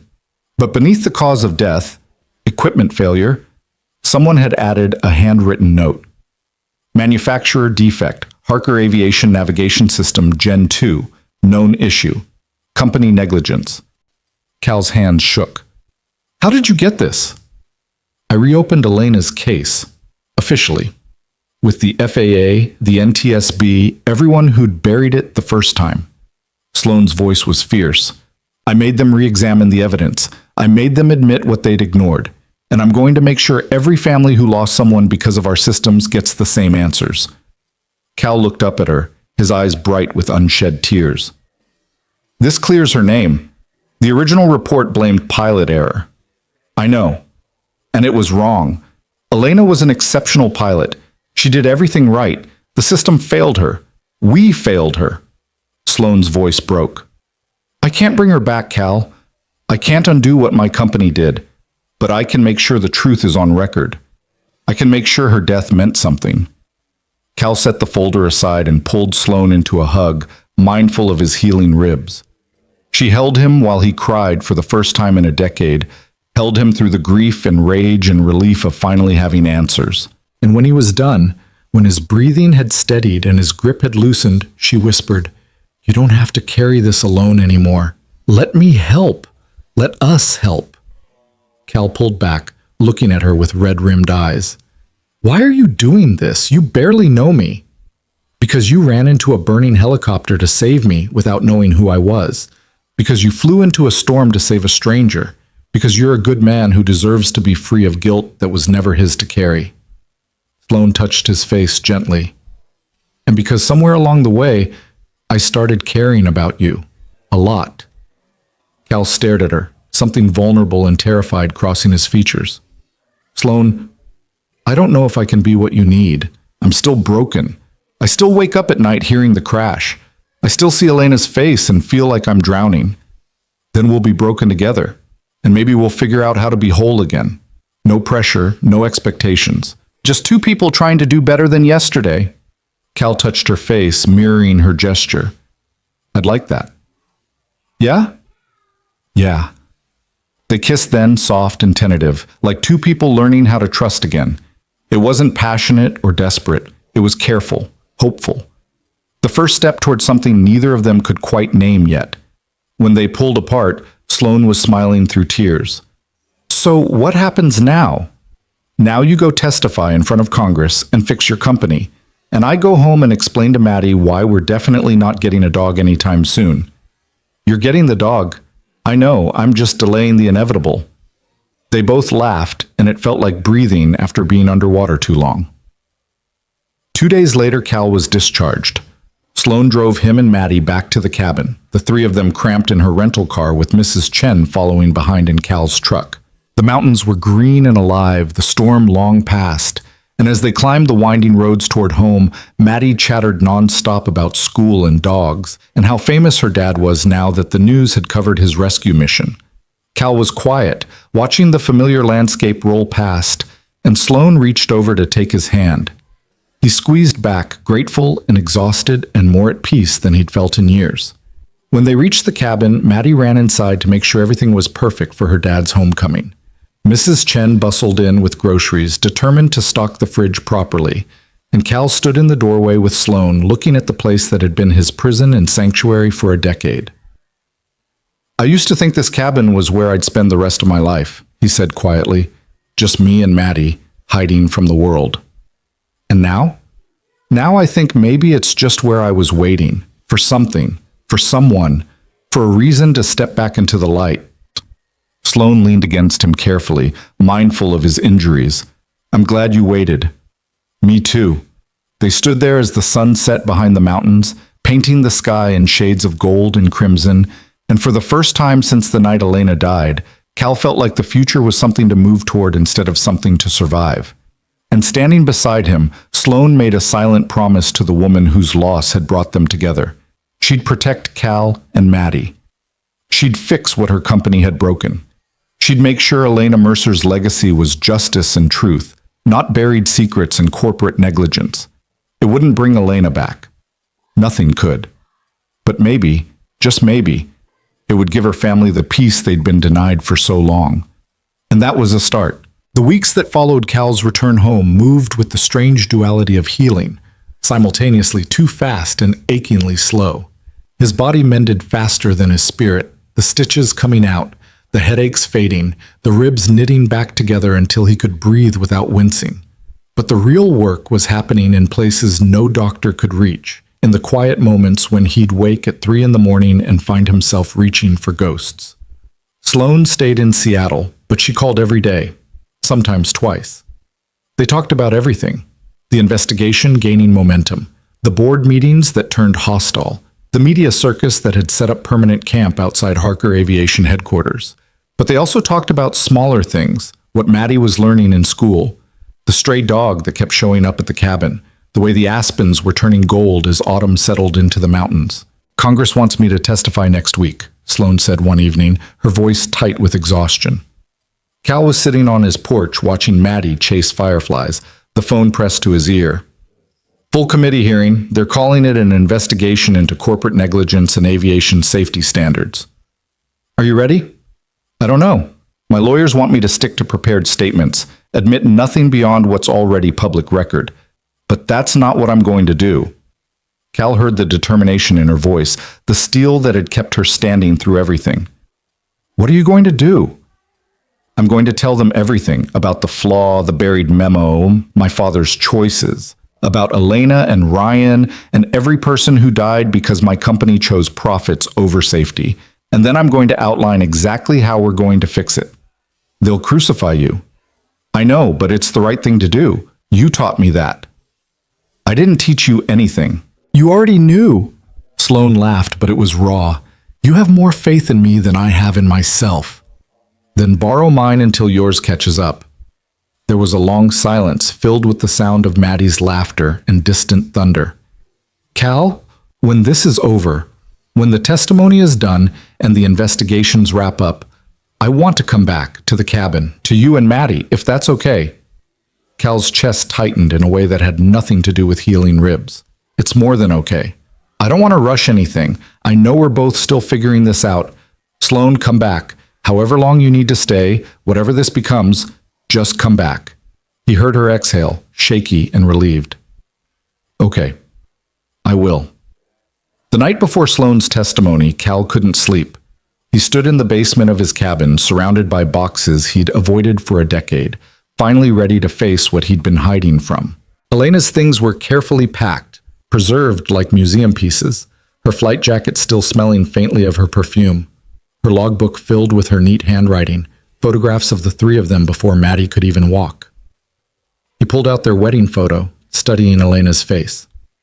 She'd been so young, so full of life, laughing at something he'd said just before the camera clicked. He'd loved her with every particle of his being. Losing her had nearly destroyed him. But standing here now, holding her picture, Cal realized something fundamental had shifted. The grief was still there. It would always be there. But it no longer felt like drowning. It felt like remembering, like honoring, like carrying her with him instead of being buried by her absence. I met someone, he whispered to the photograph. Her name is Sloan. She's brave and broken and trying so hard to make things right. I think you'd like her. I think you'd want me to be happy. His voice cracked. I'm going to try, Elena. I'm going to try to be happy again. That doesn't mean I'm letting you go. It just means I'm letting myself live.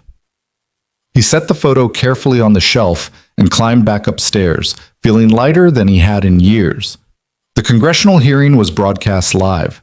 Cal watched from the cabin with Maddie curled beside him on the couch, both of them barely breathing as Sloan took her seat at the witness table. She wore a dark suit, her hair pulled back, her expression calm despite the cameras and the hostile faces of congressmen who'd already made up their minds about corporate greed and negligence. The chairman gavelled the hearing to order. Ms. Harker, you're here today to answer questions about systematic failures in Harker Aviation's navigation systems that may have contributed to multiple aircraft accidents over the past 15 years. Do you understand the gravity of this situation? Sloan leaned toward the microphone, her voice steady. I do, Mr. Chairman. And I want to start by saying what should have been said years ago. Harker Aviation failed. We built systems with a critical flaw, we ignored warnings about that flaw, and people died because of our negligence. There's no excuse, no justification, just the truth that we chose wrong, and families paid the price. The room erupted, cameras flashed, reporters shouted questions. The chairman banged his gavel for order, but Sloan didn't flinch. She sat there with her spine straight and her conscience clear, ready to face whatever came next. For the next 4 hours, she answered every question with brutal honesty. Yes, her father had known about concerns with the Gen 2 system. Yes, internal memos had been buried. Yes, the company had prioritized market share and profit margins over comprehensive safety reviews. She presented documentation, engineering reports, email chains that painted a damning picture of institutional failure. But she also presented solutions. A complete redesign of the navigation architecture, third-party safety audits, a victim compensation fund, industry-wide reforms. She didn't hide behind lawyers or corporate doublespeak. She took responsibility, owned the failures, and committed to spending whatever it took to make things right. One congressman, red-faced and aggressive, leaned into his microphone. Ms. Harker, you're asking us to believe that you knew nothing about these issues until recently, that you inherited this mess from your father, but you've been CEO for 5 years. Why should we believe you're not just as culpable? Sloan met his eyes without wavering. Because if I'd known 5 years ago what I know now, I would have done exactly what I'm doing today. I would have grounded the fleet, fixed the systems, and told the truth. My father made choices I don't agree with, choices that cost lives. But I can't change the past. All I can do is make sure the future is different. And I'm willing to stake everything I have, my company, my reputation, my freedom, on making that happen. The congressman looked like he wanted to argue, but something in Sloan's expression stopped him. This wasn't a woman protecting herself. This was a woman willing to burn down everything she'd inherited to do the right thing. When the hearing finally ended, Sloan didn't wait for the lawyers. She walked straight to the press area and gave an impromptu statement. To every family who lost someone because of our failures, I'm sorry. Those words aren't enough. They'll never be enough. But I want you to know that Harker Aviation is setting up a compensation fund with no caps, no arbitration clauses, no legal roadblocks. If our systems contributed to your loss, we will make it right financially. And more importantly, we will make sure it never happens again. Cal watched her face on the screen. This woman who'd gone from corporate CEO to crusader in the span of weeks, and felt something fierce and protective surge through him. She was doing this partly for him, partly for Elena, but mostly because it was who she was at her core, someone who couldn't live with lies. Maddie looked up at him. She's really brave, isn't she? Yeah, kiddo, she really is. Are you going to marry her? Cal choked on his coffee. What? Mads, we're figuring things out. But you like her. A lot. I can tell. It's complicated. Maddie rolled her eyes with the exasperation of youth. Grown-ups always say that, but it's not complicated. You like her. She likes you. She makes you smile. And she's nice to me. That's all that matters. Cal looked at his daughter, this wise little soul who'd been forced to grow up too fast, and wondered when she'd become smarter than him. You're right. It's not complicated. I do like her. A lot. Good. Then tell her that when she comes back. I will. And Dad? I think Mom would like her too. Cal pulled Maddie close, pressing a kiss to the top of her head. Yeah, Mads. I think she would. 3 days later, Sloane stood in front of the Harker Aviation Board of Directors for what she knew would be the last time. The compensation fund had drained the company's reserves. The recalls and retrofits had cost hundreds of millions. The stock price had cratered, and the lawsuits were just beginning. David Chen sat at the table looking exhausted. The board has requested this emergency meeting to discuss the future of the company and your role as CEO. Sloane stood at the head of the table, looking at the faces of men and women who'd worked with her father, who'd helped build this company, who now saw her as a threat to everything they'd accumulated. Let me save you the trouble of voting. I resign, effective immediately. The room erupted in chaos. Half the board looked relieved, the other half looked panicked. The chairman, a silver-haired man named Weston, stood up. Ms. Harker, that's not necessary. We can work through this. No, we can't, because I'm not interested in working through anything.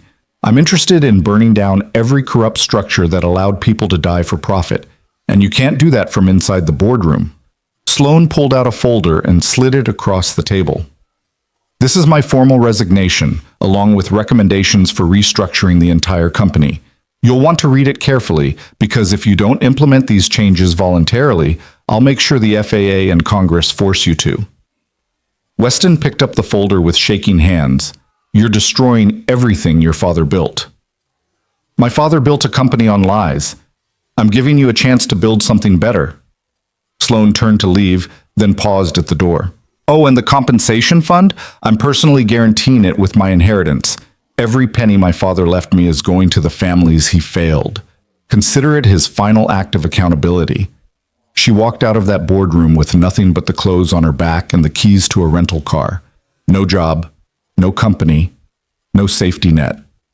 But for the first time in months, she felt like she could breathe.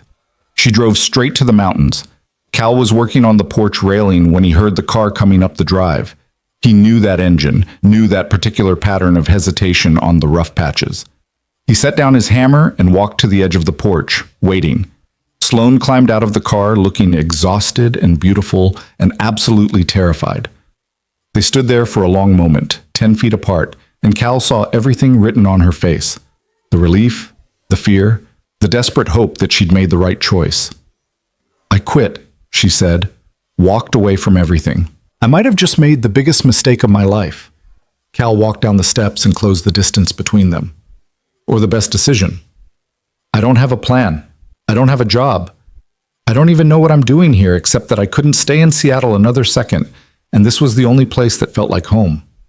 Cal pulled her into his arms, and Sloane collapsed against him, shaking with exhaustion and relief and emotions too big to name. He held her while she cried, held her while she finally let go of the weight she'd been carrying, held her until she could breathe again. You did it, he whispered into her hair. You told the truth, and you made it right, and you survived. Barely. Barely counts. Sloane pulled back, looking up at him with red-rimmed eyes. Cal, I need to tell you something. When I was in that boardroom walking away from everything my father built, all I could think about was you.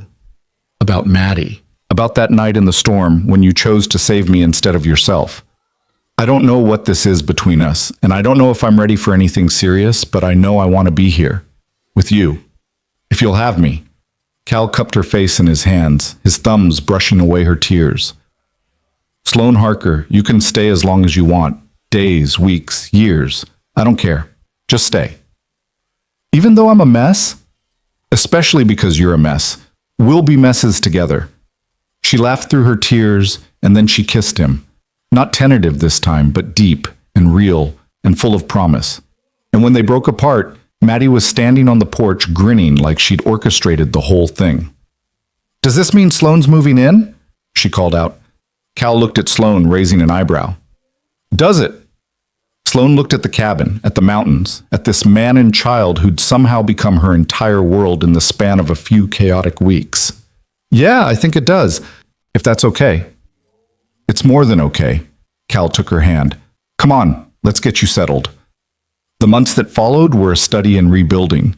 Sloane took a job with the FAA as a safety consultant, using her insider knowledge to help implement the reform she'd recommended. It didn't pay much, but it gave her purpose. Cal started flying again, not rescue missions, but something safer. Aerial surveys for the Forest Service, his way of staying in the sky without risking the life Maddie needed him for. They settled into a rhythm. Sloane would work from the cabin during the week, traveling to Seattle for meetings when needed. Cal would fly his routes, come home to find dinner cooking and Maddie doing homework at the kitchen table. They'd eat together, talk about their days, slowly build something that felt like family. It wasn't always easy. Cal still had nightmares about the crash. Sloane still woke up at 3 in the morning panicking about lawsuits and testimonies. They both carried scars that wouldn't heal completely, but they learned to be gentle with each other's broken places, to give space when needed and support when asked. Maddie thrived. She got her dog, a scruffy rescue mutt named Phoenix, who followed her everywhere. She stopped having anxiety about her father leaving and started talking about college and becoming a pilot like her mom. And she adopted Sloane with the fierce loyalty of a child who'd been waiting for someone to complete their family.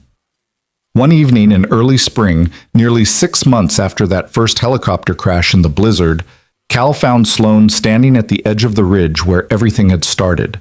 The snow had melted, revealing wildflowers and new grass. The mountains looked different in sunlight, less threatening, more majestic. Cal wrapped his arms around her from behind, and they stood together watching the sunset paint the peaks gold and crimson. I got a call today, Sloane said quietly, from the FAA. The final investigation report is done. They're officially attributing 17 crashes over the past 15 years to the navigation system flaw. 17 families getting answers, getting closure. That's because of you. It's because of us. If you hadn't saved me, if you hadn't shown me Elena's circuit board, if you hadn't been brave enough to tell your story, none of this would have happened. Cal pressed a kiss to her temple. Then I guess we make a good team. The best team. Sloane turned in his arms to face him. Cal, I have something for you. She pulled a small box from her pocket. Cal's heart stopped. Sloane, it's not what you think. Open it. He opened the box and found a ring, simple silver with an inscription inside. He held it up to the light, reading the 2 words engraved there. Don't leave. Sloane's eyes were bright with tears. That's what I said to you in the storm, when everything was falling apart and I thought we were going to die. I told you not to leave me, and you didn't. You stayed even when it meant crashing, even when it meant risking everything. So I'm asking you now, don't leave. Stay with me. Build this life with me. Let me be part of your family. Cal stared at the ring, at this woman who'd walked away from everything to stand with him in the wreckage and build something new. Sloane, are you proposing? I'm saying I love you, and I want forever, if you'll give it to me. Cal didn't trust his voice, so he just pulled her close and held her while the sun set behind them. When he could finally speak, his voice was rough with emotion. I love you too. And yes, to all of it, to forever. They kissed as the last light faded from the sky. Two broken people who'd found each other in the worst possible circumstances and chosen to heal together. Behind them, the cabin door opened and Maddie came running out with Phoenix at her heels. "Dad! Sloan! Come see!" "There's a fox in the yard and Phoenix is being super brave," and she stopped, seeing them standing there with matching expressions. "Wait, did something happen?" Cal held up the ring. "Sloan asked me to marry her." Maddie's eyes went huge. "And you said yes?" "I said yes." Maddie screamed with pure joy and launched herself at both of them, Phoenix barking and jumping around their feet. They stood there in a tangle of arms and laughter, this mismatched family that had been forged in tragedy and tempered by love. "So when's the wedding?" Maddie demanded. Sloan laughed. "We literally just got engaged 10 seconds ago." "But you're going to have one, right? Can I be the flower girl? Can Phoenix be in it too? Can we have it right here on the ridge?" Cal met Sloan's eyes over Maddie's head, and they shared a smile. "Yeah, kiddo, we'll have it right here on the ridge." "When?" "When the wildflowers bloom," Sloan said softly, "when everything is alive and new again." The wedding took place 3 months later on the ridge where Cal had first pulled Sloan from the burning helicopter. It was small, just Mrs. Chen, a handful of friends, Ryan Voss and his now wife who'd insisted on flying up for the ceremony. Maddie wore a yellow dress and carried wildflowers. Phoenix had a bow tie that he immediately tried to chew off, and Sloan walked down the makeshift aisle in a simple white dress that made Cal forget how to breathe. They exchanged vows under an arch that Cal and Maddie had built together, promising not perfection, but presence.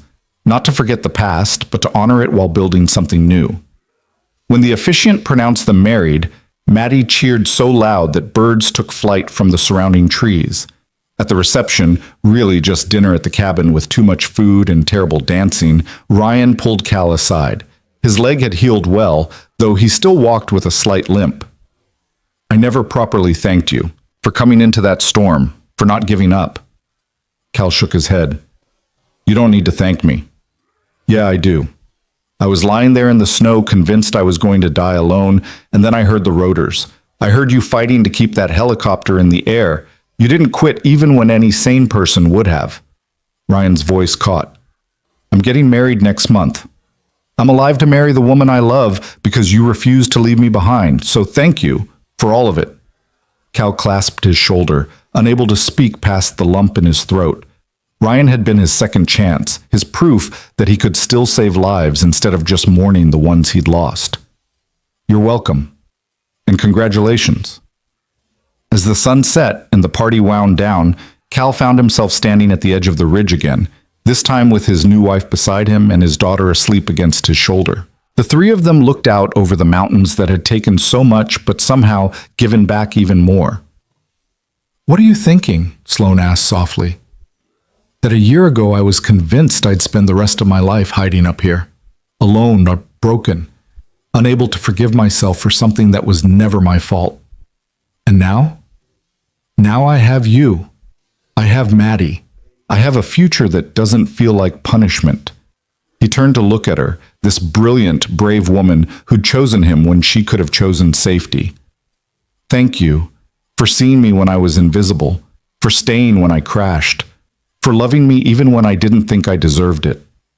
Sloan leaned her head against his free shoulder, careful not to wake Maddie. "Thank you for running into the fire, for not letting me die, for showing me what real courage looks like." They stood there as the stars came out, three people who'd found each other in the storm and chosen to build something beautiful from the wreckage. The mountains rose around them, eternal and unmovable, and for the first time since Elena's death, Cal felt at peace. He'd lost his first love to a tragedy he couldn't prevent. He'd spent a decade drowning in guilt and grief, but somewhere in that darkness, he'd found Sloan, found purpose, found a reason to step back into the light. And standing here now with his family, with the ring Sloan had given him pressed against his heart, Cal understood something fundamental. The crash had broken him. But breaking wasn't the end of the story. It was just the beginning of learning how to rebuild. He'd saved Sloan twice. She'd saved him 1,000 times over just by believing he was worth saving. And together, with Maddie sleeping between them and Phoenix curled at their feet, they'd build a life that honored the past without being trapped by it. A life filled with morning coffee and terrible jokes, with flying lessons and Sunday pancakes, with love that was hard-won and fiercely protected. The mountains had taken Elena, but they'd also given him Sloane. And maybe that was the truth about grief. It didn't disappear.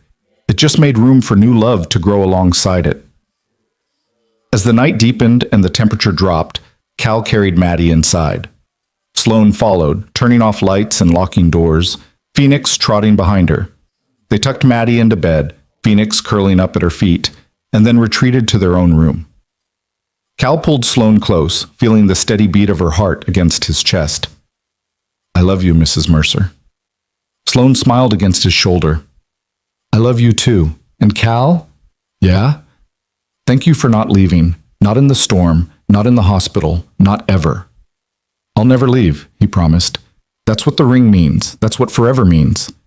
They fell asleep wrapped around each other, two people who'd survived the worst and chosen the best. And in the morning, they'd wake up to Maddie demanding pancakes and Phoenix stealing socks and all the beautiful chaos of the life they'd built together. But for now, in the quiet darkness of the mountain cabin, they were simply at peace. The storm had passed, the wreckage had been cleared, and from the ashes of tragedy, something stronger had emerged.